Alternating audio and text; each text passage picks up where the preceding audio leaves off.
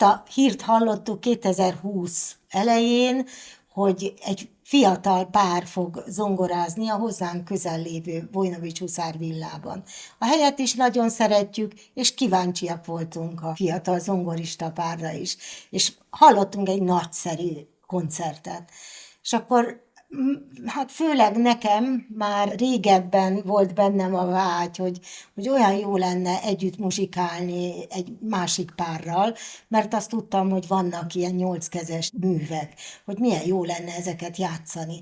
És akkor a koncert után beszélgettünk velük egy nagyon jót, és megkérdeztük tőlük, hogy lenne kedvük hozzá, hogy együtt muzsikáljunk, és akkor nagyon örültek a lehetőségnek. Egy picit nehéz volt az indulás, mert a Covid kitört rövidesen a koncert után, de aztán még azon a nyáron volt egy bemutatkozó hangversenyünk a Holdfényesteken, és azóta tart az együttműködésünk, és nagyon élvezzük. És a nevünket is meghatároztuk, hogy akkor Budapest Piano Quartetnek fognak hívni bennünket.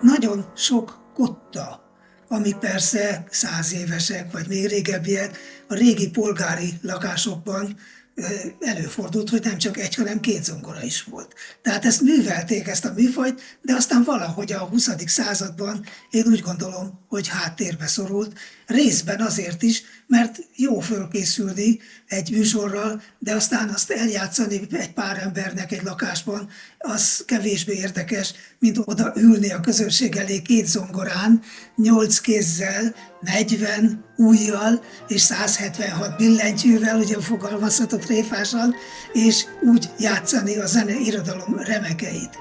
Hát általában átiratokat játszunk, kevés az eredetileg is 2 zongora 8 kézre írott mű, és hát ezek között olyanok szerepelnek, mint Beethoven Egmont nyitánya, sőt az István király nyitány is van, akkor játszottuk Mendelssohntól a Hebridák, ez is nyitány. Akkor Saint-Saëns haláltáncát, egyik zászlós hajója, a repertoárunknak Liszt 9. rapszódiája, 8 kezes átiratban a Pesti Karnevál.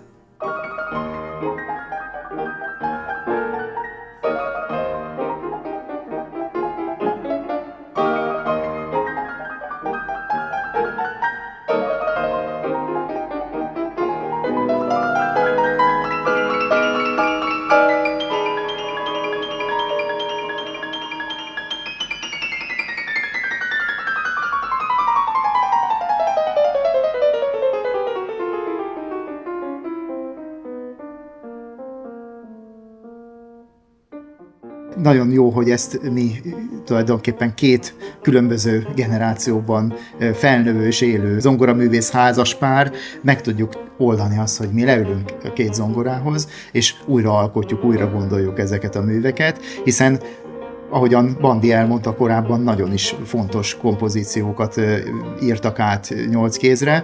Van persze köztük olyan, ami nem feltétlen nagyon jó átirat, ez is ugye nagy munka, hogy mi kiválogatjuk azt, amit érdemesnek tartunk arra, hogy a koncerten megszólaljon. És ki kell emelnem még a korábban nem elhangzott Csajkovszky Rómeó és Júlia nyitány fantáziát, ami egy fantasztikus átiratban repertoárunk része, egyik fő kompozíciója.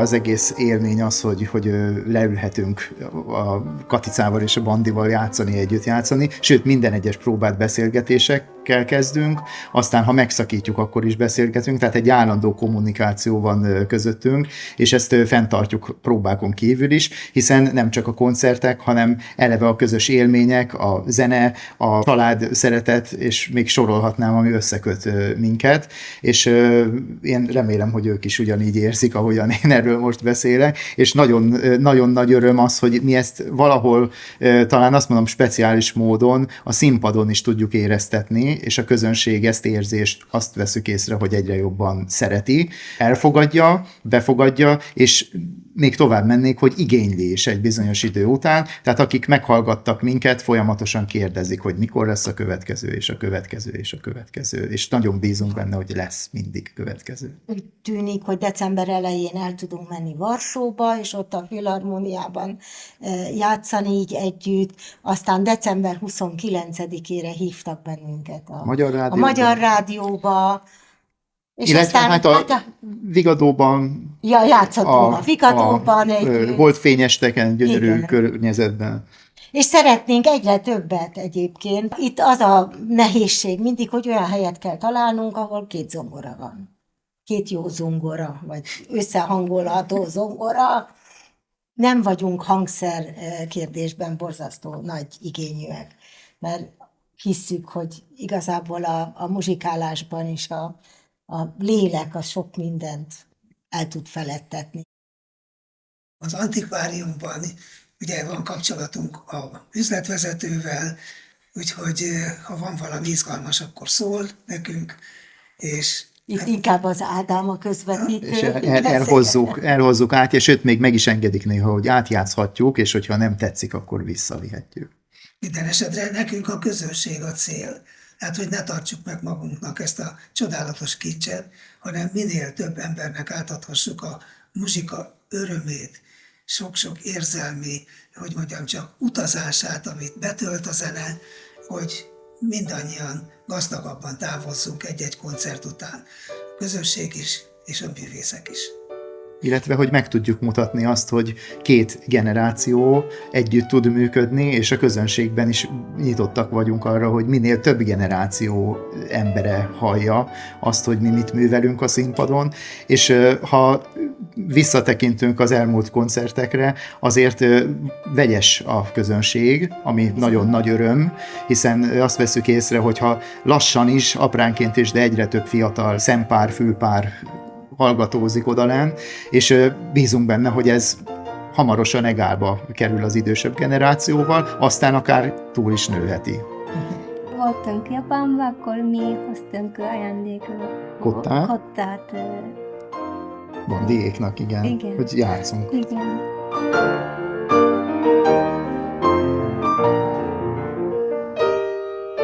A legnagyobb hangja a Katicának van, és ő nagyon szenvedélyes is, és ő keresztül viszi az akaratát egészen addig, amíg Ádám hozzá nem teszi a magáét. Ő a második leghangosabb, és akkor mi Aliszával általában csendesen vagyunk, de mindenképpen mi is elmondjuk valamikor a véleményünket, amikor ránk kerül a sor. Igaz? Igen, de itt azért még mindenképpen meg kell említeni azt, hogy így mi 4-en alkotjuk a Budapest Piano Quartettet. De azért van nekem egy zongoraművész férjem, aki abszolút szólista, és neki igazából ez egy nagy kirándulás. Aztán van Alisza és Ádám, akik duóként az Alisz Ádám piano duó működünk 2016 óta, mint pár, aztán most már mint házaspár. És akkor én meg egy ilyen kakuktojás vagyok a társaságban. Aki amúgy kitűnő kamarazenész.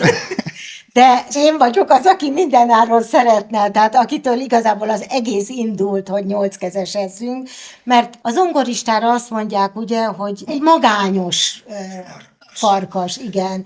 És amikor játsszuk ezeket az átiratokat, ezek zenekari művek, és én nagyon sokszor megélem, és azt hiszem, hogy ezzel ti is így vagytok, hogy tehát egy egész zenekarnak a tagjaiként tudunk muzsikálni, és ez egy nagyon nagy élmény, és más. Tehát ez más, mint amikor négykezesezünk, vagy szólót játszik az ember, vagy éppen két zongorásozik.